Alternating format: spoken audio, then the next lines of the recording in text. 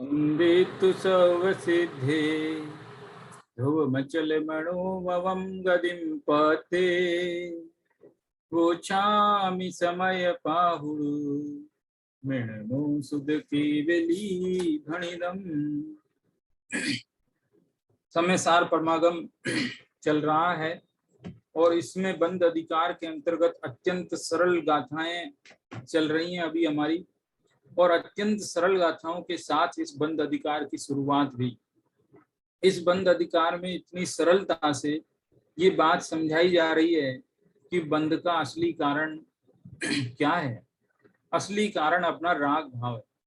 ना हम किसी को मारने से बंधते हैं, ना बचाने से बंधते हैं, ना मारने से अशुभ कर्म बनते हैं, ना बचाने से शुभ कर्म बचते हैं, क्योंकि मारना बचाना हमारे हाथ में ही नहीं। हमारे हाथ में ही नहीं तो जो काम हमारे हाथ में ही नहीं है उसका फल क्यों मिलेगा। वो काम हम कर ही नहीं सकते हैं, सिर्फ उस काम का भाव करते हैं, वैसा विचार करते हैं और उसी का हमें फल लगता है। ये बात यहाँ समझाई जा रही है। ये बात से हमें स्वाधीन बनाया जा रहा है, हमें स्वतंत्र किया जा रहा है। कहा जा रहा है कि प्रत्येक कण कण स्वतंत्र है, प्रत्येक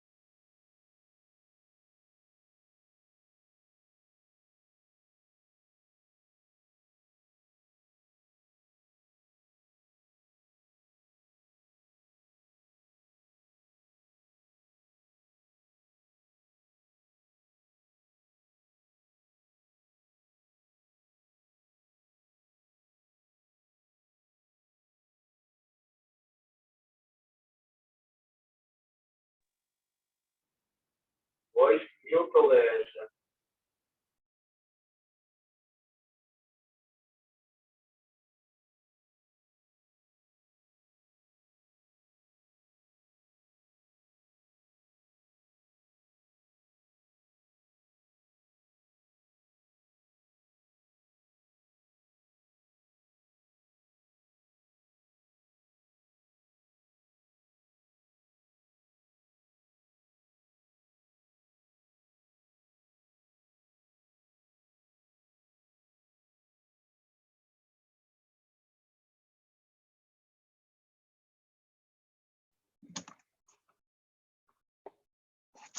हेलो,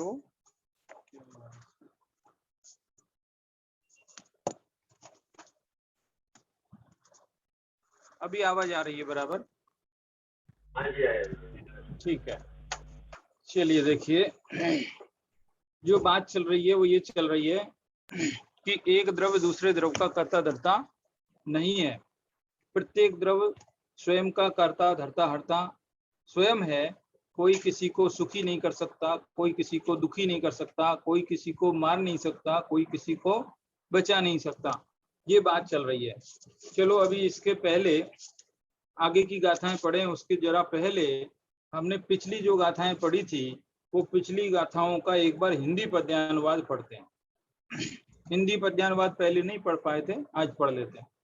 मैं मारता हूँ अन्य को या मुझे मारे अन्य जन, यह मान्यता अज्ञान है जिन वर कहें हे भव्य जन। निज आयु क्षय से मरण हो यह बात जिन वर ने कही, तुम मार कैसे सकोगे जब आयु हर सकते नहीं।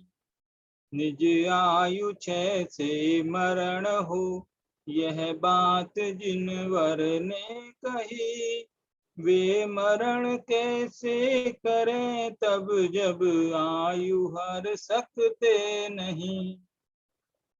मैं हूँ बचाता अन्य को, मुझको बचावे अन्य जन।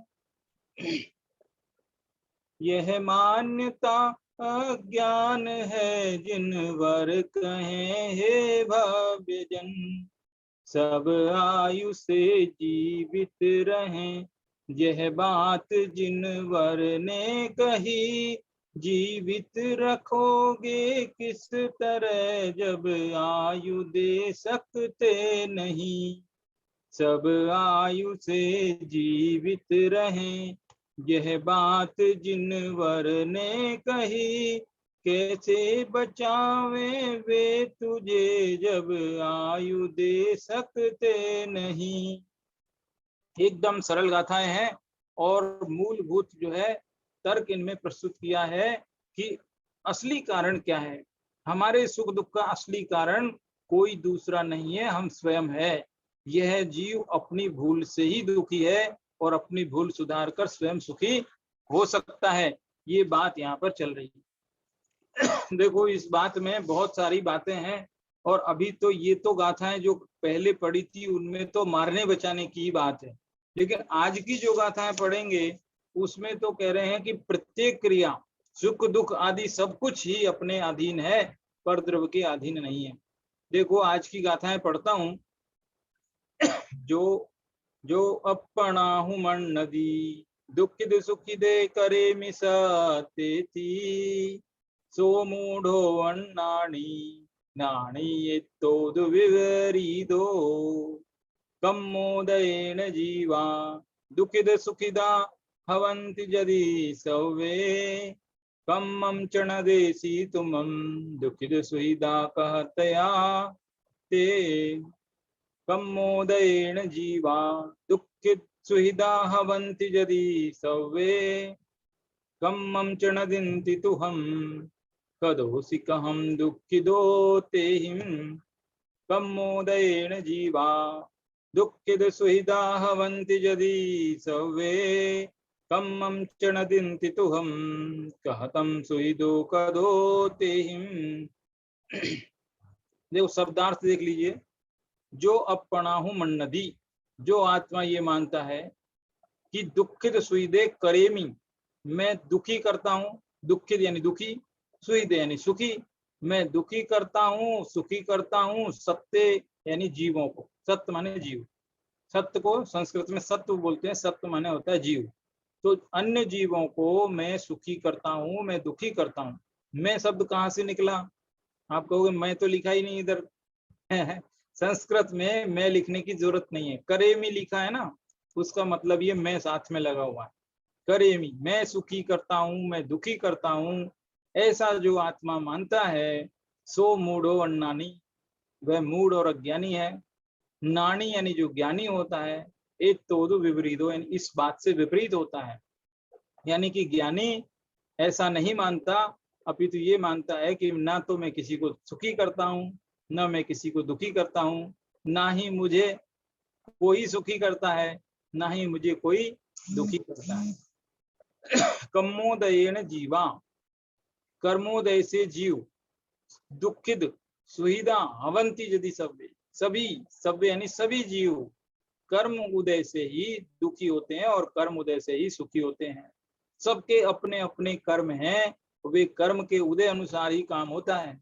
देखो एक मिनट जरा ये सोचो, यदि कर्म का उदय किसी के गलत है, अशुभ कर्म का उदय है, और हमने उसे सुखी बनाने का काम कर दिया मान लेते हैं, ठीक है, तो अब उसके अशुभ कर्मों का क्या होगा? जरा क्या होगा उनका?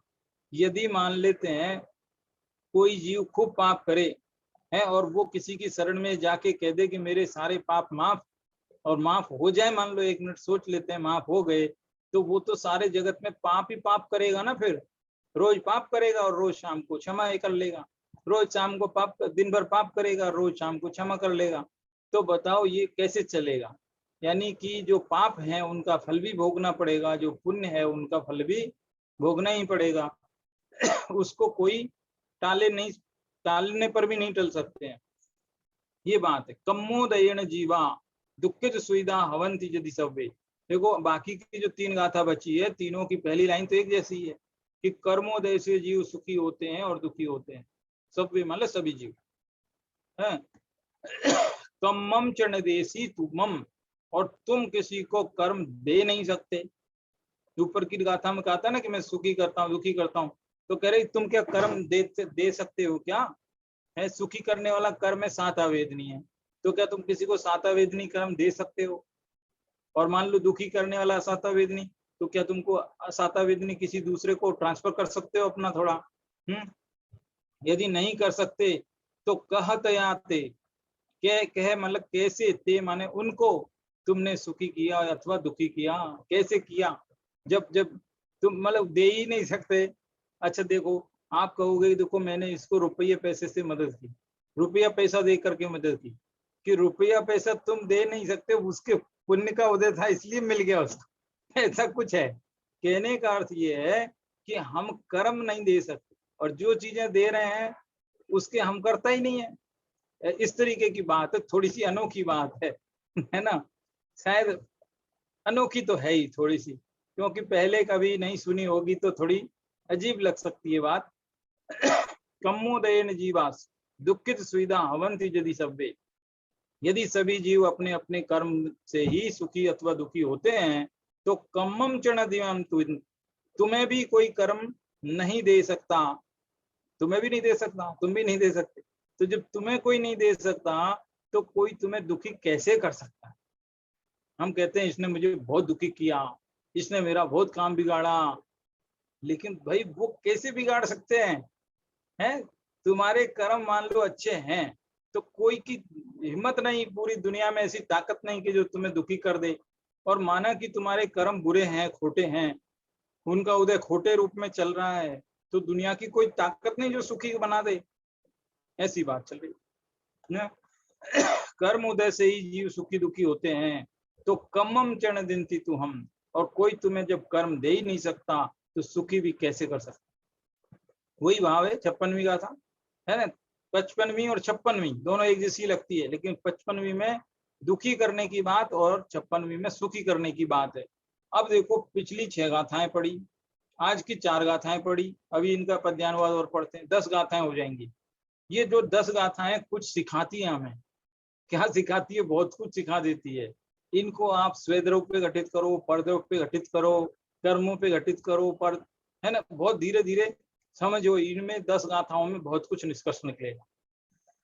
मैं सुखी करता दुखी करता हूँ जगत में अन्य को, यह मान्यता अज्ञान है, क्यों ज्ञानियों को मान्य हो। हैं सुखी होते दुखी होते कर्म से सब जीव जब, तू कर्म दे सकता न जब, सुख दुख दे किस भांति तब।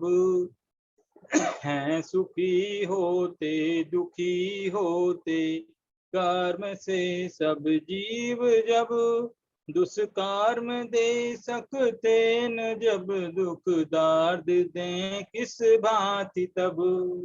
कैसे तुम्हें कोई दुखी कर सकता है?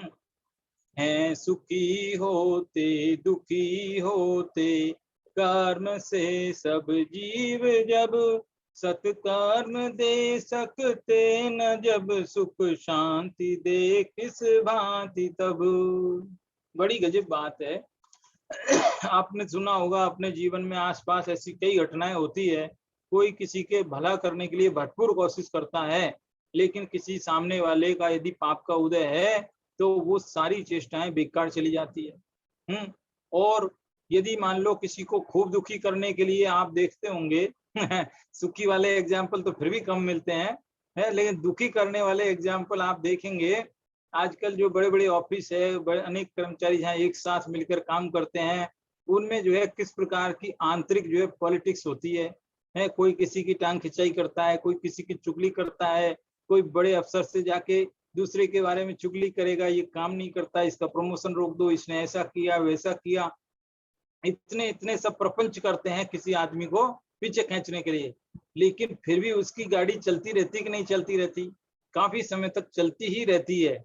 आप कहोगे एक समय ऐसा आता है जब रुक जाती है, कि रुकती तब है जब उसके अशुभ कर्म का उदय आया।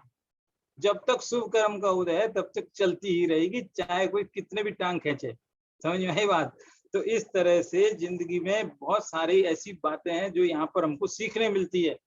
ये जो गाथाएं हैं लौकिक व्यवहार में आज हमारी दैनिक जीवनचर्या में भी काम आती है और अध्यात्म के क्षेत्र में भी काम आती है। राग द्वेष भी मंद करती है, कसाएं कम करती है और दूसरे जीवों को हम, जैसे मान लो क्या है, जब हमें देखो ये गाथाएं, इनमें कई कई तरीके से सोचना है। एक तरीका ये सोचना है कि जब हमें ये लगता है कि ये सामने वाले आदमी ने मेरा बुरा किया, ठीक है, तो क्या होगा, हमें उस पर क्रोध आएगा, गुस्सा आएगा, अरे बहुत बेकार आदमी है एकदम, गुस्सा आएगा, ठीक है। लेकिन तभी हमें कोई ये ध्यान दिलावे कि अरे उसने तो कुछ भी नहीं किया, ये तो तुम्हारे कर्म है जिन्होंने किया, तो अब बताओ उस आदमी पे गुस्सा आएगा? जब तक हमें ये पता है कि ये दूसरा हमारा कुछ बुरा करता है तब तक तो गुस्सा आएगा। लेकिन जिस दिन हम ये समझ जाएंगे कि दूसरे ने नहीं किया, तो मेरे ही कर्मों ने किया, तो अब करोगे गुस्सा, और करोगे तो किस पे करोगे? यानी जब गलती अपनी होती है तो जीव गुस्सा भी नहीं कर पाता। कसायों को मंद करने के लिए, कसायों को कम करने के लिए ये जो है औषधि जोरदार है ना। लेकिन फिर भी देखो कुछ जीव क्या करते हैं, जिनवाणी पढ़ करके भी एक नया शत्रु खड़ा हो गया। पहले तो वो दूसरा व्यक्ति जिसने बिगाड़ किया था वो शत्रु दिखता था, अब ये कर्म शत्रु दिखते हैं। हे भगवान, ये कर्म बड़े परेशान करते हैं, इन्होंने मुझे संसार में घुमा दिया है, ये कर्म बहुत बुरे हैं। पहले तुम्हें क्रोध कर रहे थे दूसरों पर, अब तुमने एक नया शत्रु पकड़ लिया, ये कर्म। अरे जिनवाणी पढ़ के भी उसमें से एक नया शत्रु निकाल लिया, तो फिर क्या फायदा हुआ? ये कर्म तो इसलिए तुम्हें बताए थे कि तुम दूसरे व्यक्ति की तरफ मत देखो, तुम अपने ही कर्मों को सुधारने की चेष्टा करो। स्वाधीन दृष्टि लाने के लिए भी ये बात है। ऐसे बहुत सारी बातें हैं। देखो सब जीव अपने अपने कर्मों से, सब जीव अपने अपने कर्म साथ में लाते हैं। आजकल तो बड़े बड़े शहरों में माता पिता एक दो संतान का पालन पोषण करते हैं, लेकिन पहले के जमाने में गांवों में कई कई बच्चे होते थे, 8-8 10-10 बच्चे हैं, एक एक परिवार में होते थे। और माता पिता कभी किसी बच्चे की कोई चिंता नहीं करते थे कि वो बच्चा कैसे पढ़ेगा, कैसे लिखेगा, क्या करेगा, करेगा नहीं करेगा, कुछ चिंता नहीं करते थे। लेकिन सब बच्चे अपने अपना भाग्य लेकर आते हैं और अपने अपने भाग्य से जीते हैं। एक बार क्या हुआ कि एक बहुत बड़ा कोई व्यक्ति था और उसको ये घमंड था कि मैं सारी दुनिया का पालन पोषण करता हूँ, मैं सबको सब देखभाल बढ़िया करता हूँ, मैं बहुत बढ़िया व्यवस्था करता हूँ, मैं सबको अन्न देता हूँ, सबका पेट मैं ही भरता हूँ। ऐसे ऐसे थोड़ा उसको अहंकार हो गया। उसने अपनी दोनों बेटियों को पूछा, उसकी 2 बेटियां थी, उनमें से दोनों बेटियों से पूछा कि बताओ बेटियां, तुम मेरा दिया खाती हो कि अपना दिया ही खाती हो? मतलब तुम मैं ही हूं ना, सब मेरी वजह से ही हो रहा है ना। तो बड़ी बेटी ने कहा हाँ हाँ आप की वजह से ये सब आप ही करते हैं। फिर छोटी से पूछा, तो छोटी का नाम था मैना सुंदरी, नाम सुना होगा बहुत। मैना सुंदरी नाम था। तो वो जिनवाणी पढ़ती थी, समझती थी, कर्मों की विचित्रता जानती थी। तो उसने जवाब दिया, पिताजी कोई किसी का सुखी दुखी कुछ भी नहीं करते हैं, सब अपने अपने कर्मों का ही दिया खाते हैं। आप ये भ्रम निकाल दो कि मैं दूसरों का पालन पोषण करता हूँ, मेरा पालन पोषण मेरे ही कर्म करते हैं। जो कर्म मैं साथ में पिछले जन्मों से लाई हूँ उस कर्म का दिया खाती हूँ, मैं किसी का दिया नहीं। ऐसा उत्तर दिया। इस उत्तर को सुन करके उसके पिताजी को बहुत गुस्सा आ गया। अरे ये कैसी बात करती है, मैं तो इतना इतना करता हूँ सबके लिए और इसको कोई महिमा ही नहीं है मेरी कोई। तो वो बदला लेने के लिए, देखो ये कथा है, कोई पिता इतना कैसे हो सकता है, लेकिन वो पिता उस पिता ने क्या किया, उसके लिए ऐसा वर ढूंढा है, ऐसा वर ढूंढा जो बहुत कुष्ठ रोग से पीड़ित था, कोढ़ी था, कुष्ठ रोग था उसको। कोड़ी, ऐसे कोड़ी आदमी से इसका विवाह कर देंगे, इसकी सब अकल ठिकाने आ जाएगी, इसको सब समझ में आ जाएगा कि ये सब मेरे करे ही हो रहा है। तो उसकी कोड़ी आदमी से शादी कर दी। वो कोड़ी आदमी दरअसल एक राज्य का राजकुमार था, ऐसा वैसा थोड़ी था, राजकुमार था, लेकिन उसके शरीर में कोढ़ हो गया था। उस कोढ़ के वजह से उसको राज्य से, क्योंकि शरीर से बदबू आती थी, कोई पास में टिकता नहीं था, बहुत बदबू आती थी, तो इतनी बदबू के कारण उसको जो है राज्य से बाहर कर दिया। अब वो राज्य के बाहर अकेला बैठा हुआ, उसके साथ उसकी शादी कर दी है। लेकिन मैना सुंदरी ने यही समझा कि सब मेरे ही कर्मों का है, ये ऐसी स्थिति भी मेरे ही कर्मों से आई है, इसमें भी किसी का दिया हुआ नहीं है। तो उसने पिता पे तब भी क्रोध नहीं किया, पिताजी से भी हंसी खुशी बोली, ठीक है कोई दिक्कत नहीं है, ये मेरे ही कर्म है। फिर क्या हुआ, उसने मन लगा करके सिद्ध भगवान की पूजा की। मन लगा करके सिद्ध भगवान की पूजा 8 दिन तक चली, 8 दिन तक पूजा करी है सिद्ध भगवान का सिद्ध चक्र विधान किया, खूब मन लगा करके पूजा पाठ किया, जो भी है ठीक है, मेरे भाग्य का है। और उस विधान के प्रभाव से, उस पुण्य के प्रभाव से स्वयं ही अपने आप ही उसका कुष्ठ रोग दूर हो गया, पूरी काया कंचन जैसी हो गई। कंचन जैसी काया लेकर के और वो वापस राज्य में आया, तो वो वापस राजकुमार जैसा ही जीवन जीने लगा, फिर राजा भी बन गया, फिर बड़े बड़े जो है व्यापार में आगे आगे खूब तरक्की की, पूरा जीवन ही बदल गया है। तो इस प्रकार से कहने का अर्थ ये है कि हर व्यक्ति अपने अपने कर्मों का ही खाता है, अपने अपने कर्मों को ही जीता है, कोई किसी को सुखी दुखी नहीं कर सकता। ठीक है, इसलिए एक द्रव दूसरे द्रव का कर्ता धर्ता नहीं है, ये बात यहाँ पर आई है। ठीक है, अब इस प्रकार से एक बीच में ये कलश भी आए हैं दो, है, हालांकि अभी तो व्याख्या भी है आगे बहुत, लेकिन बीच में कलश भी आए हैं, कोई बात नहीं है। आप तो ये समझो कि इन गाथाओं में मूलभूत कारण की ओर संकेत किया है। मूलभूत कारण क्या क्या बताया है कि सब अपने कर्मों का, ये बात बहुत ही जोर दे करके और साथ में रेफरेंस दे करके, रेफरेंस माने ये जिनेंद्र देव ने कहा है, ये जिनेंद्र देव ने कहा है, 100 इंद्रों की उपस्थिति में, गणधर की उपस्थिति में जिनेंद्र देव ने एकदम पक्की बात कही है। और इस पक्की बात पर यदि दृढ़ता से विश्वास होगा तो हम निर्भय हो सकते हैं, यदि दृढ़ता से विश्वास नहीं होगा तो निर्भय कैसे होंगे, ये बात यहाँ पर चल रही। अनुकूल संयोग भी जीव अपने कर्मों से और प्रतिकूल संयोग भी अपने कर्मों से ही पाता है। और जब ये जान लेता है कि कोई किसी को कुछ नहीं देता, तो हमें क्रोध भी नहीं आएगा, गुस्सा भी नहीं आएगा, ये सब जो बात यहाँ पर है। देखो कलश पढ़ने हैं, लेकिन कलश थोड़ा रुक के पढ़ू, या तो 372 पेज पे सबसे ऊपर की तरफ एक पैराग्राफ पढ़ता हूँ, अच्छा पैराग्राफ है, काफी पैराग्राफ इतने अच्छे हैं, इसकी पूरी की पूरी व्याख्या ही बड़ी अच्छी है, और ये पूरी दादा की एक दूसरी किताब है, उससे पूरा का पूरा ही लिया गया है, काफी अच्छा है, सरल है, आप खुद भी पढ़ना है इसको तो समझ में आ जाएगा एकदम। पर में, पर माने परद्रव्य में, ममत्व एवं कर्तृत्व बुद्धि से उत्पन्न इन मोह राग द्वेष परिणामों को जड़ मूल से उखाड़ फेंकने वाले इस महासिद्धांत को जगत के सामने रखकर आचार्य कुंद कुंद ने हम सबका महान उपकार किया।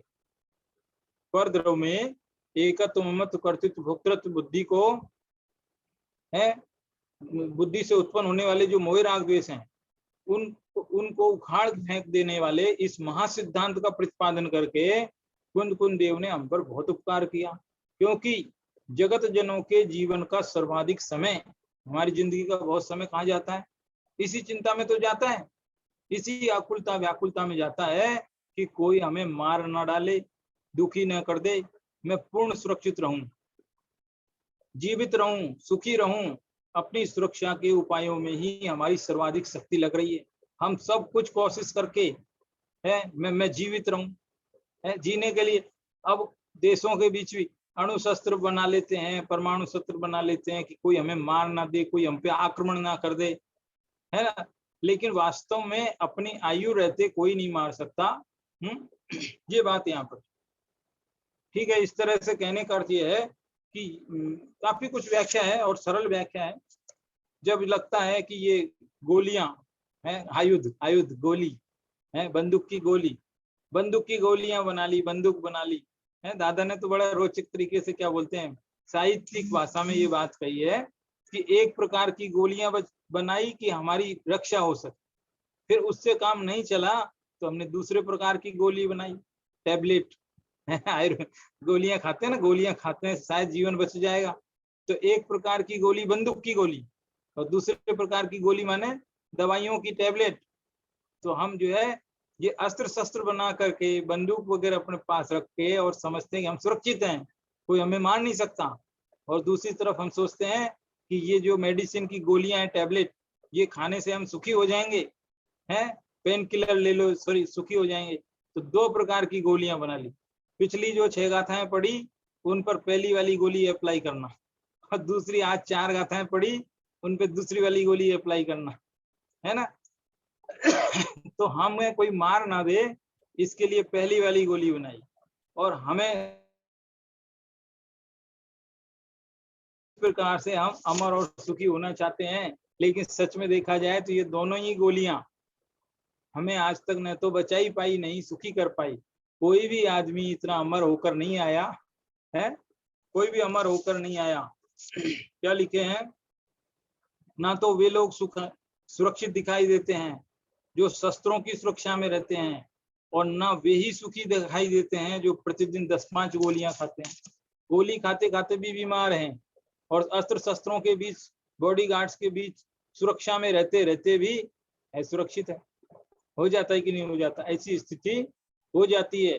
कुछ लोग बिल्कुल असुरक्षित रहते हैं तो भी शांति से चल रहा है उनका काम। तो इसलिए कहने का अर्थ यही है कि ये सब बातें कर्मोदय के अधीन है, कर्मोदय के अधीन। ये कर्म भी तो बीच बीच में से पढ़ता हूँ, बहुत सारी बातें हैं, है ना, लेकिन बहुत सरल है एकदम। आप खुद पढ़ोगे सब समझ में आएगा, है ना। ये कर्म भी, जिन कर्मों की बात है ना, ये कर्म भी जीव स्वयं कृत शुभाशुभ भावों के अनुसार स्वयं बांधता है, स्वयं बांधता है। इस प्रकार ये प्राणी अपने जीवन मरण और सुख दुख का पूर्ण उत्तरदायी स्वयं ही है, अन्य किसी का इसमें रंच मात्र भी हस्तक्षेप नहीं है। बताइए कोई कुछ क्या करेगा, है ना। ये काफी कुछ है, एक पैराग्राफ छोड़ के और पढ़ता हूँ, बीच बीच में से पढ़ता हूँ। खूब सारे पैराग्राफ, सारे ही पैराग्राफ पढ़ने योग्य, बड़े अच्छे ही हैं एकदम।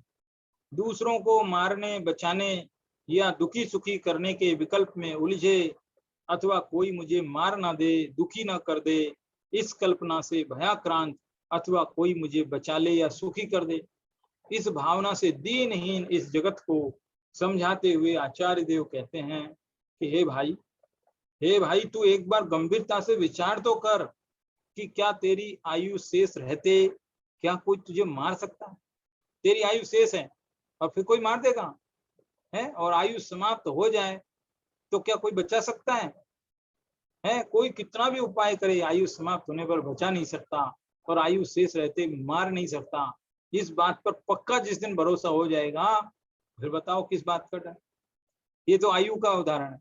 ऐसे दूसरे, मेरे साता कर्म का उदय है और दुनिया की कोई ताकत मुझे दुखी नहीं कर सकती, मुझे असाता का उदय है और दुनिया की कोई ताकत मुझे सुखी नहीं कर सकती, है ना। बताया था ना, एक वो जो व्यक्ति की जो मदद करने के लिए उसके जो है मिठाई का डब्बा दिया, और मिठाई में अंदर जो है कुछ जो भी कुछ हीरे वगैरह जो भी सिक्के रख दिए थे, क्योंकि स्वाभिमानी व्यक्ति लेता नहीं था, तो उसकी मदद के बहाने वो सब रख दिए थे।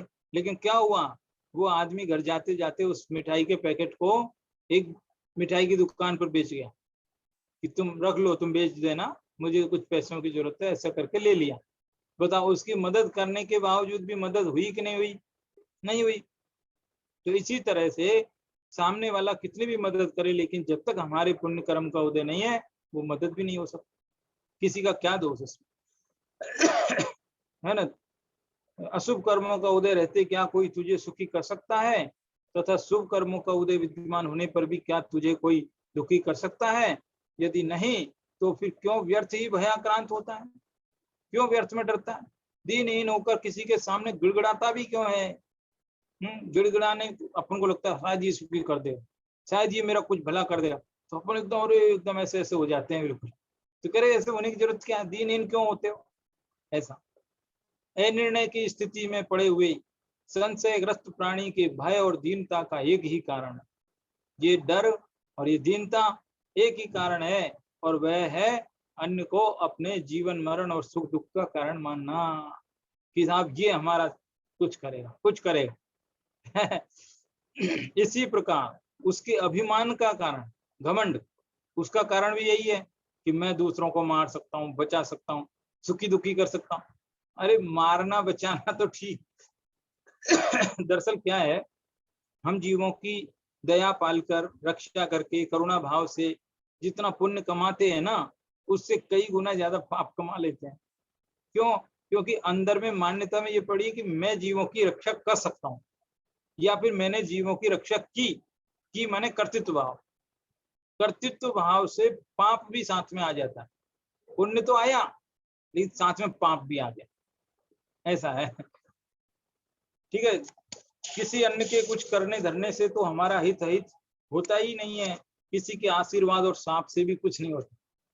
कोई कितना भी आशीर्वाद दे, हालांकि थोड़ा बहुत निमित्त नैमित्तिक संबंध हो सकता है, होता है, देखा जाता है ऐसा, लेकिन फिर भी देखा जाए तो आशीर्वाद से और श्राप देने से भी इतना फर्क नहीं है ना। क्या से इसमें उदाहरण दिया कि जैसे मान लो एक माँ है, वो माँ अपने बेटे को आशीर्वाद देती है कि जा बेटा तू सफल होना, परीक्षा में पास अच्छे होना है, फर्स्ट क्लास फर्स्ट हो जाना, अव्वल आना क्लास में, हर माँ जो आशीर्वाद देती है। लेकिन क्लास में फर्स्ट क्लास फर्स्ट तो एक ही आएगा ना, फर्स्ट पोजीशन तो एक ही बच्चे की होगी।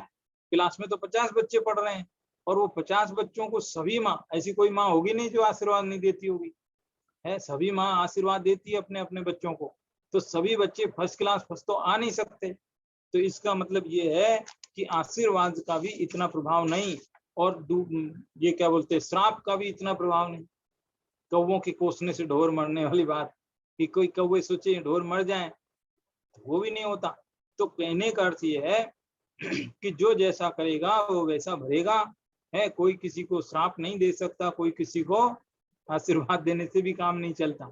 थोड़ा बहुत निमित्त नैमित्तिक संबंध जरूर है, वो अपनी जगह पर है ना। जिसके मान लो पुण्य का उदय है, उसके आशीर्वाद भी सफल हो जाते हैं, पाप का उदय तो श्राप भी लग जाता है, वो निमित्त नैमित्तिक अपनी जगह। लेकिन कहने का अर्थ यह है कि जैसा करोगे वैसा भरोगे, और जब ये समझ लोगे कि मैं ऐसा करने वाला हूं, यही बंध का कारण है। बंध का कारण मिथ्या अध्यवसान है। अध्यवसान का मतलब मिथ्या अभिप्राय, मिथ्या अभिप्राय ही ये बंध का कारण है। इसमें ये कहा कि कोई जीव किसी के कुछ भी सुख दुख हानि लाभ जीवन मरण कुछ भी जब नहीं कर सकता, इस बात पर पक्का भरोसा रहे, तो हर जीव अपने अपने अनुसार क्यों ना काम करे। जब ये पता रहे, और मान लो इस बात पर सिद्धांत पर श्रद्धा ही नहीं है कि भाई, जैसे मान लो इसमें क्या असली कारण किसे बताया, कर्मों को, कर्म असली कारण। ऐसे यदि यहाँ पर ये कहे कि ये जो छात्र हैं ये पास किससे होंगे, जैसे मान लो एक एग्जाम, यहाँ 4 एग्जाम्पल लिए हैं इसी किताब में, मैं एक एग्जाम्पल थोड़ा सरल बता दूं संक्षेप। एक बालक परीक्षा में पास होता है, ठीक है, तो उसके 4-6 कारण बोलता हूँ, आप देखो सही कारण कौन सा। अध्यापक के आशीर्वाद से पास हो गया, या फिर उसने गुरुजी की खूब सेवा की इसलिए पास हो गया, ये साल भर वो स्कूल में गया था इसलिए पास हो गया, या उसने अच्छे से पढ़ाई की और एग्जाम में लिखा इसलिए पास। समझ में आई बात। तो जो असली कारण है कि उसने पढ़ाई की, कुछ बच्चे स्कूल जाते हैं लेकिन वो फेल हो जाते हैं, कुछ बच्चे गुरुजी खूब सेवा करते हैं तो भी फेल हो जाते हैं, लेकिन जो बच्चे ने पढ़ाई की और परीक्षा में लिखा वो असली कारण है। और असली कारण पर यदि इस बात पर विश्वास नहीं है, और असली कारण की जगह मान लो असली कारण जो है पढ़ना और लिखना, उसको छोड़ दो और गुरुजी की सेवा करते रहो, तो बताओ काम होएगा है। कोई गुरुजी आशीर्वाद इसमें दिया है, समझाया है कि सारी जगत की व्यवस्थाएं चरमरा जाएंगी, बच्चे क्यों पढ़ेंगे, है, वो तो गुरुजी के चक्कर लगाएंगे, है। कोई भी अफसर दफ्तर में काम क्यों करेगा, वो सब सोचेंगे कि ठीक है, सब शॉर्टकट अपनाने में लग जाएंगे, सारी व्यवस्था पूरे जगत की चरमरा जाएगी। जब सबको ये विश्वास हो जाए कि नहीं नहीं, ईमानदारी से काम करने पर, है, ढंग से पढ़ लेने पर, ये सब बातों पर जिसको विश्वास होगा वो व्यवस्था ठीक हो जाएगी। ये जो गाथाएं हैं 10 गाथाएं, ये 10 गाथाएं पूरे जगत की व्यवस्था एकदम पटरी पर लाने के लिए, व्यवस्थित करने के लिए है एकदम। ये बात यहाँ बता है, समझ में आई बात? देखो बहुत सारी बातें हैं, वो बीच में 2 कलश हैं वो भी पढ़ने हैं, बाकी हैं वो भी उनको भी पढ़ ही लेते हैं, क्योंकि छोड़ने से फिर छूट ही जाएंगे वो बीच में। देखो वसंत तिलिका छंद है, अभी समय तो है, कितना समय? हाँ। सर्वं सदैव नियतं भवति स्वकीय, कर्मोदयान्मरण जीवित दुःख सौख्यम्, अज्ञानमेतदेह तत्तु परापरस्य, कुर्यात् पुमान् मरण जीवित दुःख सौख्यम्, अज्ञानमेतदधिगम्य परात्परस्य, पश्यन्ति ये मरण जीवित दुःख सौख्यम्, कर्माण्यहं प्रतिरसेन चिकीर्षवास्ते, मिथ्यादृशो नियतमात्महनो भवन्ति। भक्तामर जैसा है, वसंत तिलिका छंद है ना, इसलिए क्या कह रहे हैं? सर्वम सदैव नियतम, सब कुछ नियत है। भवती स्वकी, स्वकी यानी अपने, अपने कर्मोदयान, कर्मोदय से, अपने अपने कर्मोदय से, मरण जीवित यानी जीवन, दुख और सुख, सब कुछ अपने कर्मों से। हिंदी वाला पढ़ता हूँ, हिंदी से जल्दी से आता। जीवन जीवन मरण और दुख सुख सब प्राणियों के सदा ही, जीवन मरण और दुख सुख सब प्राणियों के सदा ही, अपने कर्म के उदय के अनुसार ही हो नियम से, हरे कोई किसी के जीवन मरण और दुख सुख, विविध भूलों से भरी यह मान्यता ज्ञान है। जीवन मरण सुख दुख सब प्राणियों के सदा अपने अपने कर्म के उदय से ही होते हैं, ऐसा ही नियम है। और करे कोई किसी का जीवन मरण, एक व्यक्ति दूसरे का करे, ऐसा यदि कोई माने तो ये मिथ्या दिवसान है, और इससे मिथ्यात्व का पाप होता है। आप सुख दुख दो या न दो, लेकिन यदि ये ऐसा मानते हो तो आपको मिथ्या। अभी फिर से बोल रहा हूँ, आप भले पूरे जीवन किसी को ना तो दुखी करो, ठीक है? अपने जैन जितने भी जैन लोग हैं, श्रावक लोग हैं, वो इस बात का तो पूरा ध्यान रखते हैं कि भाई अपने से किसी ऐसी गलती ना हो जाए, किसी का जी ना दुख जाए, कोई प्राणी को हिंसा ना हो जाए, कितना ध्यान रखते हैं। माना कि आपने पूरी जिंदगी ध्यान रखा और खूब अच्छे से जीवन जिया, लेकिन तो भी मिथ्या तो लेकर के गए अगली गति। क्यों? क्यों? क्योंकि आपने भले ही कुछ नहीं किया, लेकिन मान्यता में ये पड़ा है कि मैं कर सकता हूँ। देखो मैंने जीवों को हानि नहीं पहुंचाई, मैंने अहिंसा का पालन किया, तो किया यानी कर्तृत्व भाव, तो कर्तृत्व भाव नहीं आना चाहिए। यदि एक मुनिराज भी ऐसा समझे कि मैं एरिया समिति से चलता हूं इसलिए जीवों की रक्षा की, मैं एरिया समिति से चलता हूं इसलिए जीवों की रक्षा होती है, यदि मैं एरिया समिति से न चलूं तो जीवों की रक्षा कैसे हो? यदि ऐसा कोई मुनिराज समझते हैं तो वे मुनिराज मिथ्यात्व का बंद करते हैं। कितनी बड़ी बात है, सोचने वाला है, जबरदस्त बात है। करे कोई किसी के जीवन मरण और दुख सुख, मानते हैं जो पुरुष ज्ञानमय इस बात को, कर्तृत्व रस से लबालब हैं अहंकारी वे पुरुष, भव भ्रमे मिथ्यामति और आत्मघाती वे पुरुष। अंतिम लाइन में कितनी डांट लगाई है, फटकार लगाई है, डांट दे रहे हैं आचार्य देव। कह रहे हैं कि यदि कोई ये मानता है कि मैं सुख दुख का करता हूं है, और इस अज्ञान में बात को वो खूब मानते हैं, और कर्तृत्व रस से वे लबालब भरे हैं, लबालब अहंकार, उनके अंदर कितना अहंकार, अरे मैं ऐसा कर सकता हूँ है, और वो दूसरों को डराएगा धमकाएगा, देखो तुम मेरे अनुसार नहीं चले तो मैं तुम्हारा ऐसा कर दूंगा, मैं वैसा कर दूंगा, और तुम मेरे अकॉर्डिंग चलोगे तो मैं तुम्हारा ऐसा कर दूंगा, भला कर दूंगा, तुम्हें कहां से कहां पहुंचा दूंगा।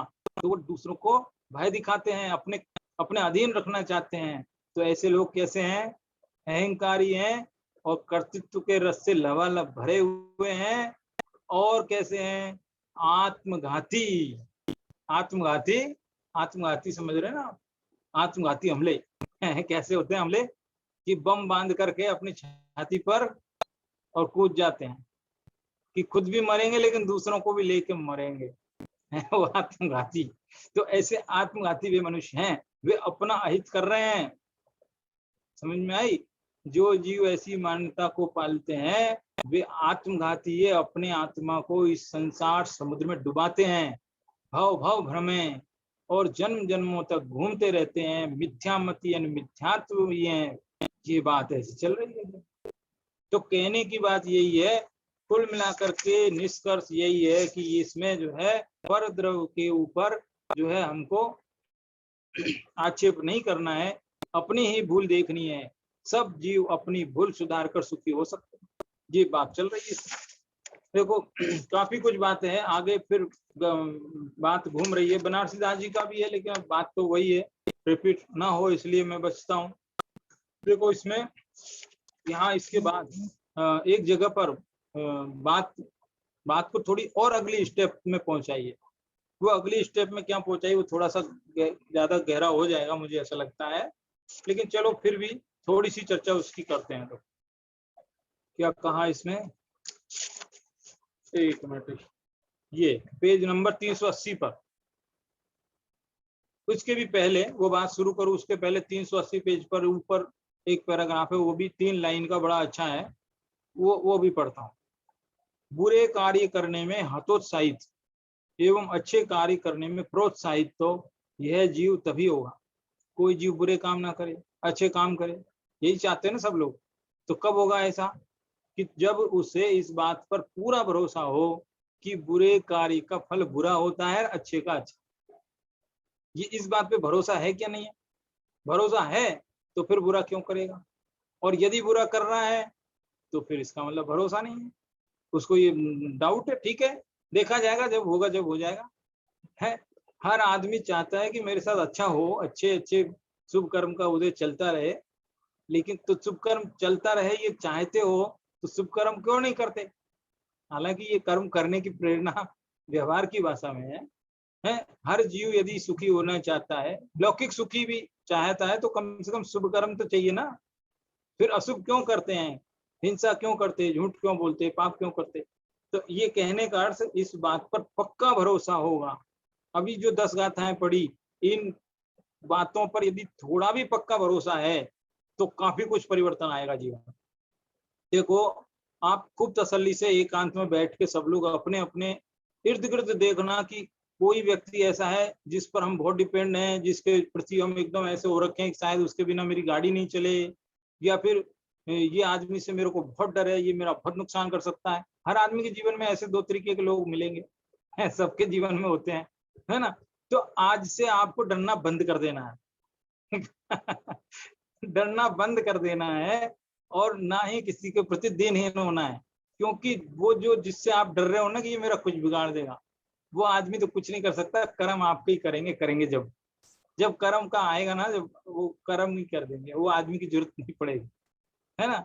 और ऐसे ही कोई आदमी सुखी, आपको लगता है कि अरे ये बड़ा अच्छा है, इसकी वजह से मेरी आजीविका चल रही है, ये नहीं हो, ये कल को मेरी बात बिगड़ जाए, मेरी नौकरी छूट जाए, है, ये आदमी पैसे दे रहा है, आदमी नहीं दे रहा है, वो मेरे कर्म का उदय चल रहा है इसलिए चल रहा है।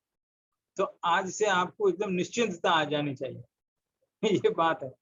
कब आएगी? जब इन 10 गाथाओं पर पक्का विश्वास। बताओ कितनी सरल बात है। 2 और 2 4 होते हैं, मतलब 4 होते हैं, सीधी बात है एकदम। तो जो कर्म का उदय है वो फल देगा, इसमें तो किसी की कोई बात ही नहीं है। सब धर्म, चाहे वो दिगंबर श्वेतांबर नहीं, और भी कोई भी हो, जैन जैनी क्यों ना हो, कितनी सरल बात है। 2 और 2 4। तो शुभ कर्मों का शुभ फल, अशुभ कर्मों का अशुभ फल, ये तो मिलना ही है। तो ये बात कह रहे हैं। देखो इसके बाद अब ये जो है बात आगे घूमेगी, थोड़ा सा हल्का सा डीप में जा रही है बात अगली स्टेप में। और एक दो आप में से एक दो लोगों के मन में ऐसे प्रश्न भी उत्पन्न होने लगे हैं अब, क्योंकि आप लोग भी बहुत स्वाध्यायी हैं, स्वाध्याय कर रहे हैं, तो आपके मन में भी अब धीरे धीरे वैसे प्रश्न हो रहे हैं। यहाँ जो है पेज 80 पर नीचे की तरफ जो है थोड़ी सी बात और डीप में जा रही है। अब क्या डीप में जा रही है कि यहाँ देखो क्या कह रहे हैं। देखो एक प्रश्न उठाया है, एक मिनट, थोड़ा कहाँ से पढ़ना है इसको जरा देखना पड़ता है ना बीच में। हाँ, एक प्रश्न उद्वेलित करता है, इसमें कर्मोदय से होने की बात तो साफ साफ लिखी है। इन 10 गाथाओं में क्या लिखा है कि कर्मोदय से होता है, कर्मोदय से होता है, कर्मोदय, कोई दूसरा नहीं करता, अपने कर्म करते हैं, ये कह रहे हैं ना। थोड़ा डीप में है, थोड़ा धीरे से बोलता हूँ, अभी थोड़ा तसल्ली। कोई दूसरा आपका कुछ भी नहीं करता, जो करते हैं वो अपने कर्म करते हैं, ये बात है ना। अब यहाँ प्रश्न क्या है वो सुनो। प्रश्न ये कह रहे हैं कर्म भी तो अपने कहाँ है, वे भी तो दूसरे ही हैं, तो अब फिर दूसरे ने किया कि नहीं। कर्म परद्रव्य है कि स्वद्रव्य है? कर्म स्वद्रव्य तो हो ही नहीं सकते, कर्म तो परद्रव्य है ना, पुद्गल कार्मण वर्ग ना करें। तो दूसरे ने हमारा अहित किया ना, कर्म ने हमें सुखी किया, कर्म ने हमें दुखी किया, तो दूसरे ने हमें सुखी दुखी किया, तो एक द्रव दूसरे द्रव का कर्ता हो गया कि नहीं होगा। थोड़े डीप में गए, अगली स्टेप में आ गए, नई नई बात आ गई, यहाँ से नई बात शुरू हो गई अब। अभी तक तो आचार्य देव ने किसी दूसरे आदमी पर हमें गुस्सा न आए इसके लिए अपने कर्मों की तरफ ध्यान दिलाया, नहीं नहीं तुम्हारे कर्म है, दूसरे को छोड़, तुम तो अपनी तरफ।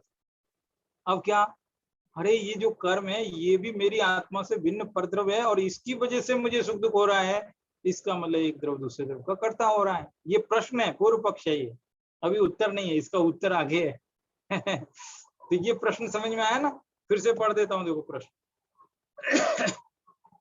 क्या है। प्रश्न कि प्रत्येक व्यक्ति के जीवन मरण और सुख दुख नियत ही हैं, अपने अपने कर्मोदय से होते हैं, तथापि लोगों के हृदय को एक प्रश्न उद्वेलित करता, एक प्रश्न है, इसमें कर्मोदय से होने की बात तो साफ साफ लिखी है, कर्म भी तो परद्रव्य है, इस कारण एक द्रव दूसरे द्रव का कर्ता तो हो गया ना, ऐसा प्रश्न। फिर उसका उत्तर है, क्या उत्तर है कि कार्य की उत्पत्ति में एक उपादान कारण होता है, एक निमित्त कारण होता है, दो कारण होते हैं। कोई भी काम होता है तो एक उपादान है, एक निमित्त, ठीक है।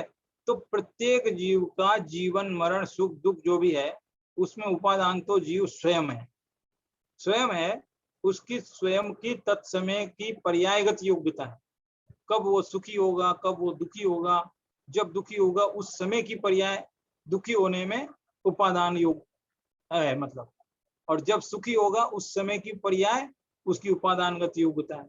तो जीव अपना उपादान खुद है और निमित्त कारण उसका कर्म है, समझ में आया? तो यहाँ जो ये 10 गाथाएं हैं वो निमित्त प्रधान कथन करके कही गई है, ये इसका उत्तर है। अभी उत्तर और पढ़ता हूं, देखो और क्लियर हो जाएगा। प्रत्येक जीव के जीवन मरण और सांसारिक सुख दुख में उपादान कारण तो उसी जीव की तत्समय की पर्यायगत योग्यता है और निमित्त कारण कर्मोदय है। इस प्रकार जब दोनों ही कारण हो गए तो फिर दूसरे व्यक्ति का क्या प्रयोजन रह जाता है? देखो उपादान तो मैं खुद हूं और निमित्त वो भी मेरे अंदर ही कर्म जो आत्मा में लगे हुए वो हैं। तो अब ये दूसरे निमित्तों की क्या जरूरत है कि इसने ऐसा किया इसने ऐसा किया, है ना? तो दोनों कारण अपने अंदर है क्योंकि वह व्यक्ति दूसरे के सुख दुख का न तो उपादान कारण ही है और न निमित्त कारण ही है। कोई दूसरा न तो हमारा उपादान है न निमित्त है, निमित्त तो हमारे कर्म ही है। इसलिए हालांकि वो निमित्त का भी निमित्त है इसलिए उसे भी निमित्त कहते हैं, कोई बात नहीं। इस कारण यहाँ यह कहा गया है कि एक व्यक्ति दूसरे व्यक्ति के जीवन मरण और सुख दुख का कर्ता नहीं है, कर्म है। ये निमित्त प्रधान कथन है। वैसे देखा जाए तो जीव स्वयं है। वो कर्म कहाँ से आए? अच्छा, जिन कर्मों ने हमें सुखी दुखी किया वे कर्म कहाँ से आए? किसने कमाए? जीव ने। तो मूल बात कहाँ आई? जीव पर ही आई, एकदम स्वाधीनता। पहले तो देखो स्टेप बाय स्टेप चलो। पहले जब हम जिनवाणी नहीं पढ़ते, जानते नहीं थे, तब हमें कोई देवदत्त नाम का व्यक्ति है, देवदत्त एक नाम ऐसे रख दिया मैंने, शास्त्र में कोई भी एग्जाम्पल देते देवदत्त, एक देवदत्त नाम का कोई व्यक्ति है, उस पर गुस्सा आता था कि ये आदमी बहुत बुरा, इसने हमारा बुरा किया, ठीक है। फिर ये जिनवाणी पढ़ी तो अगली स्टेप बढ़ गई, फिर हमने देवदत्त को बुरा मानना छोड़ दिया, फिर हमने अपने ही कर्मों को बुरा माना, ठीक है। फिर और आगे की स्टेप बढ़ी तो हमको लगा करे कर्म भी बुरे कहाँ है, ये कर्म तो मैंने ही तो कमाए हैं, तो अपने ऊपर बात आई। तो धीरे धीरे धीरे धीरे पर द्रव्यों से संपर्क टूटते टूटते चले जाते जाते स्वाधीन दृष्टि बना रहे हैं। एक तो स्वाधीन दृष्टि बना रहे हैं, दूसरा राग द्वेष कम कर रहे हैं। जब ये समझ में आ गया कि ये मेरा बुरा नहीं कर सकता तो द्वेष कम हो गया। जब ये समझ में आ गया ये मेरा भला नहीं कर सकता तो राग कम हो गया। अब राग भी कम हो रहा है, द्वेष भी कम हो रहा है, तो धीरे धीरे किधर जा रहे हैं, वीतरागता के मार्ग पे जा रहे हैं। ऐसी जिनवाणी है। देखो इस शास्त्र को पढ़ते और सुनते वक्त, आप सुन रहे हो, मैं पढ़ा रहा हूँ, मतलब जो भी, मतलब पढ़ते सुनते समय हम कुछ कर थोड़ी रहे हैं, केवल ज्ञान में तो हो रहा है परिवर्तन। केवल सोच के अंदर ही परिवर्तन हो रहा है अपने, केवल सोचने से, दिमाग में जो ज्ञान से ही हम बहुत कर्मों से बच जा रहे हैं। क्या है, मान्यता में ये जो कुछ है, जो मान्यता से ही पाप बनते हैं, मान्यता से ही पुण्य बनते हैं, और मान्यता से ही मिथ्यात्व बनता है। ये मान्यता को तोड़ दी जाए, मिथ्यात्व से तो बचा जाएगा हमसे। ऐसी ऐसी बात चल रही है ना। ये थोड़ी गहरा वाला प्रश्न था, लेकिन इसका उत्तर काफी लंबा दिया हुआ है। मैंने थोड़ा संक्षेप में मुख्य पैराग्राफ पढ़ दिया है, और बाकी आप डिटेल इसका देख लेना आगे। ठीक, कुल मिलाकर के देखो समय तो तेजी से हो रहा है, अभी हो ही गया लगभग। चलो एक दो पैराग्राफ और पढ़ता हूँ, क्योंकि ये तो बहुत अच्छी किताब, मतलब इसमें विश्लेषण बड़ा अच्छा दिया हुआ है। देखो यहाँ निमित्त से कथन करके, निमित्त का, ये जो निमित्त वाली बात आई ना अभी जस्ट जो बात चली है कि निमित्त की प्रधानता से ये 10 गाथाएं लिखी है। ठीक है, निमित्त को कर्ता कहा है व्यवहार से, ठीक है, लेकिन निमित्त का कथन करके निमित्त का कर्तृत्व सिद्ध नहीं करना है। ये कह रहे ना कि कर्म सुखी करते, कर्म दुखी करते, तो वो जो कर्म तो निमित्त है, तो निमित्त करता है क्या, कह रहे निमित्त को कर्ता सिद्ध नहीं करना है, बल्कि अन्य कोई जीव कर्म या नो कर्म किसी को मार बचा नहीं सकता, सुखी दुखी नहीं कर सकता। ऐसा पर के अहंकार ममकार वे कर्तृत्व छुड़ाने के पवित्र उद्देश्य से यह निमित्त का कथन है। ये 10 गाथाएं इसलिए लिखी कि तुम किसी दूसरे को इसका जिम्मेवार मत समझो, वहां से बचाने के लिए ये 10 गाथाएं लिखी है। लेकिन इसका मतलब ये नहीं है कि ये कर्म ही करते हैं, ये इससे भी आगे बढ़ना पड़ेगा ये बात। पर से उपयोग हटाकर कर्म पर लाए हैं, समझ में आया, दूसरे आदमी से चित्त हटा दिया, कर्म पे ले आए। वस्तुतः देखा जाए तो हमारा सुख दुख कर्म कृत भी नहीं है। समझ में आई अगली स्टेप क्या है। अभी तक 10 गाथा में कर्म करता है, कर्म करता है, कर्म करता है। अब कह रहे वास्तव में कर्म भी कहाँ करता है, क्योंकि कर्म तो जड़ है। क्या जड़ से भी जीवों को सुख दुख होता है? समझ में आई? ये बात मूल गाथा में तो नहीं आई, टीका में आई, देखो कैसे है। इसलिए आचार्य कुंद ने जो काम किया उसमें 4 चांद लगाने का काम जैसे आचार्य अमृतचंद्र आचार्य इन्होंने किया। सुख के साधन के रूप में जीवों को जो धन धान्य आदि अनुकूल सामग्री मिलती है, वह सब तो अपने अपने स्वचतुष्टय की योग्यता से अपने कारण में अपने काल में मिलती है। हाँ, इतना अवश्य है कि उसी समय निमित्त रूप में साता वेदनीय आदि पुण्य कर्म का उदय भी अपने स्वचतुष्टय की योग्यता से उपस्थित रहता ही है।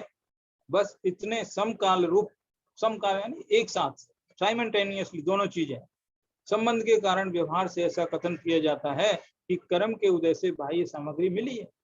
वस्तुतः कर्म का उदय धन धान्य आदि सामग्री का स्वामी नहीं है जो धन धान्य लावे। कर्म के पास थोड़ी है धन धान्य सामग्री जो वो दे देगा। कर्म रिच थोड़ा ही है, उसके पास पैसे थोड़ी रखे हैं जो हमको दे देगा, वो तो सिर्फ निमित्त है ऐसा। तो ये निमित्त नैमित्तिक संबंध की वजह से ऐसा कहा है। कि कुल मिलाकर के यही है कि यदि हम परद्रव्य को कर्ता धर्ता मानेंगे और परद्रव्य को अपना और हम परद्रव्य के कर्ता धर्ता मानेंगे तो फिर मिथ्यात्व बनेगा। तो ये कर्ता धर्तापना छोड़ना पड़ेगा, है ना। असली बंद इसी का ये, वो जो पुण्य पाप है ना वो तो छोटा बंद है, और ये जो असली इतना सब करके भी हम जो है मिथ्यात्व का पाप कमा लेते उससे बचना चाहिए। ये बात यहाँ बताई जा रही। इस तरह से ये बात पूरी हो गई, गाथाएं भी पूरी हो गई, और ये आपका पद्या, ये तीसरा भाग ये भी पूरा ही हो गया लगभग। तीसरा जो है अनुशीलन का तीसरा भाग भी लगभग पूरा ही हो गया। तो इस तरह से आज की बात को यहीं विराम देते हैं। ठीक है, धन्यवाद। जय जिनेन्द्र। धन्यवाद।